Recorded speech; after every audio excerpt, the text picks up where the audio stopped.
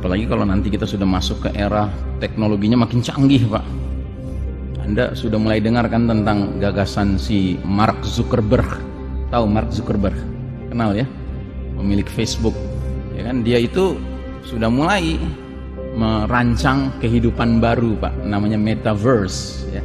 Metaverse ini di atas universe ceritanya. Universe ini alam kita. Nanti dia bikin alam sendiri, Pak. Alamnya itu dunia maya di dalam dunia maya. Wih, keren. Gitu. Jadi nanti kita makin hidup dalam kepalsuan yang luar biasa, Pak. Kepalsuan yang bertingkat-tingkat. Gitu. Ya. Dan ini banyak generasi muda yang karena memang mereka lahir di era milenial begini gitu ya, bangga sekali dengan nantinya dia bisa hidup di metaverse, ya kan? Dia bisa sukses di situ, bisa berbisnis, bisa bikin rumah, bikin apartemen, bikin apa? Padahal dunia maya, Pak. Dunia maya penuh kepalsuan. Nah, ini ngeri sekali, Pak. Jadi kita akan dipaksa untuk mentakar mulia tidaknya seseorang berdasarkan nilai-nilai yang virtual. Nilai-nilai virtual, Pak. Virtual itu kan palsu. Dan akhirnya makin banyak orang yang berjalan, kita lihat dia berjalan tapi dia nggak bersama kita gitu. Dia dengan hidupnya sendiri, dengan alamnya sendiri. Ya karena dalam dunia metaverse nanti, Pak, kita bisa ketemu sama orang-orang yang tinggalnya jauh-jauh dengan kita, tapi dalam sebuah kepalsuan. Ya, tapi rasanya kayak hidup beneran sama mereka. Gitu. Ya. Jadi ngeri, Pak. Kalau kita nggak benar-benar memahami hakikat hidup di dunia ini, ya ngeri, Pak. Allah saja sudah bilang, wa ma hadhil hayatud dunya illa lahwun wa la'ibun. Sesungguhnya hidup di dunia ini tidak lain adalah senda gurau dan permainan. Nah, sudahlah memang secara umum dunia ini senda gurau dan permainan, Pak.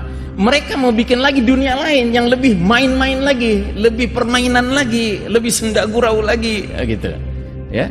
Jadi kuadrat, berlipat-lipat gitu loh. Kita akan diajak kepada ya hidup dalam fun, rasa senang, entertainment, ya kan, tapi palsu semua.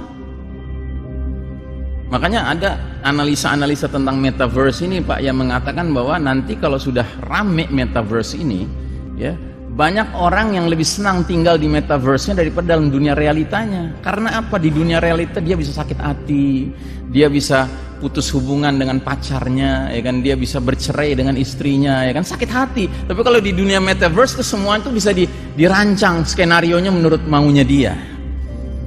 Aduh, ngeri, Pak. Jadi kita semua rame-rame diajak menjadi tukang khayal, tukang mengkhayal, ya. Ya, ini mengerikan. Sekarang saja sudah mengerikan melihat generasi muda kita yang sibuk main game terus gitu kan. Ya kan, dalam dunia khayal gamenya gitu, ya kan. Tapi nanti dunia khayalnya itu virtual, Pak. Virtual itu artinya kayak terasa kita ada di dalamnya, Pak. Makanya nanti menggunakan alat yang kayak apa tuh? Google gitu ya. Alat Google gitu. Terus kita benar-benar bisa merasakan naik turun, naik mobil, naik pesawat, ya bener-bener kayak naik pesawat, kayak naik mobil, tapi itu semuanya virtual. Berat, Pak, kalau kita nggak megang terus ini din, Pak, berat, Pak. Nah, sedemikian masif dan destruktifnya badai fitnah yang melanda, sehingga ancaman bagi umat Islam bukan terjerumus dalam dosa-dosa kecil, bahkan bukan dosa-dosa besar, melainkan dosa nawaqidul iman, pembatal iman. Dan inilah puncak kegelapan babak keempat ini. Ya, jadi kita tidak sekedar diajak untuk terlibat dalam dosa kecil, ya, bukan dosa besar, tapi dosa yang membatalkan iman kita. Ini yang mengerikan.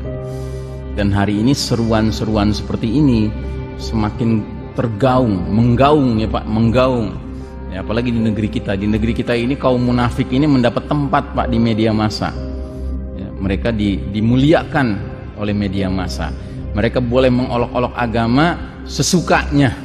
Kalaupun kita melapor, nanti yang melapor yang ditangkap. Gitu. Bukan yang dilaporkan yang ditangkap. Gitu. Karena apa? Karena penilaian daripada mereka yang katanya ngerti hukum itu, ya kan? Itu bukan pelanggaran. Dan itu sebabnya kenapa nggak dianggap pelanggaran? Ya karena memang bukan Quran dan Sunnah yang jadi acuannya, Pak. Kita beda kacamata.